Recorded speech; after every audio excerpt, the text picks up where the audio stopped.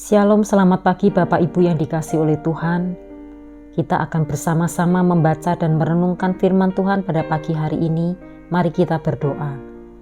Bapa di dalam surga, kami bersyukur untuk waktu yang Tuhan berikan bagi setiap kami untuk membaca dan merenungkan firman-Mu. Tuhan tolong kami, bukalah pikiran dan hati kami agar kami boleh mengerti akan kebenaran firman-Mu. Di dalam nama Tuhan Yesus kami berdoa. Amin. Firman Tuhan diambil dari Nehemia 7 ayat 1-3, demikian firman Tuhan. Ketika tembok itu selesai dibangun dan aku telah memasang pintu-pintunya, maka para penjaga pintu gerbang, penyanyi, dan orang-orang Lewi ditetapkan.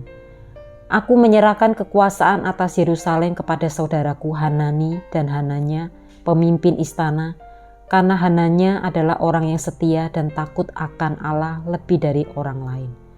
Aku berkata kepada mereka, jangan biarkan pintu-pintu gerbang Yerusalem dibuka sampai matahari bersinar terik. Ketika mereka masih bertugas, pintu-pintu harus ditutup dan dipalangi. Tempatkanlah para penjaga dari penduduk Yerusalem di tempat-tempat penjagaan di depan rumahnya masing-masing. Sampai di sana pembacaan firman Tuhan.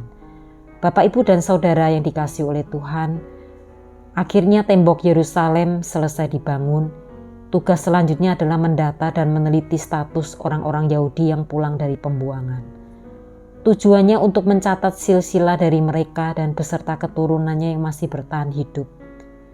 Sebab hal itu berkaitan dengan kelangsungan hidup bersama dalam tembok Yerusalem. Bapak Ibu, setelah tembok Yerusalem selesai dibangun, semua pintu gerbangnya ditutup dan dipalangi. Pengawasan dan keamanan Yerusalem diserahkan pada Hanani. Mengapa Nehemia memilih Hanani? Karena ia dikenal sebagai pribadi yang dapat dipercaya dan takut akan Allah. Jika kita melihat daftar silsilah pada perikop ini akan ditemukan kesamaan dengan kitab Esra pada pasal yang kedua. Hal ini seakan-akan untuk memastikan bahwa semua yang kembali dari pembuangan adalah orang Yahudi. Dalam silsilah itu terdapat seorang yang bernama sama dengan Nehemia. Ternyata nama yang dimaksud bukanlah Nehemia yang memimpin pembangunan tembok-tembok Yerusalem.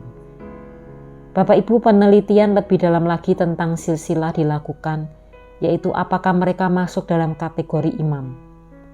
Ternyata tidak ada sehingga mereka mesti menunggu proses uji kelayakan untuk jabatan imam. Selain itu ada orang yang diangkat menjadi penunggu pintu gerbang dan para penyanyi. Untuk kehidupan para imam, penunggu pintu gerbang dan penyanyi ada sumbangan sukarela yang diberikan umat Allah sesuai dengan milik mereka.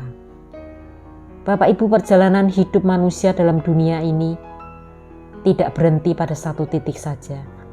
Setiap orang patut menggali segala potensi yang dimilikinya agar hidup memiliki arti.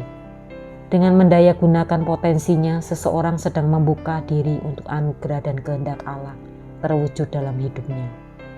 Dengan demikian ia memiliki banyak pengalaman positif yang dapat dibagikan kepada orang banyak. Karena itu Bapak Ibu, marilah kita terus-menerus berkarya dalam kehidupan kita di masa yang akan datang demi kemuliaan nama Tuhan. Amin. Mari kita berdoa. Bapa, kami bersyukur untuk firman-Mu pada pagi hari ini, yang mengingatkan kami untuk hidup terus berkarya, hidup terus menjadi berkat bagi orang-orang di sekitar kami. Tuhan, tolong kami agar kami menjadi anak-anak-Mu yang memuliakan Tuhan dengan hidup kami, dengan karya kami. Kami berdoa dan bersyukur di dalam nama Tuhan Yesus. Amin.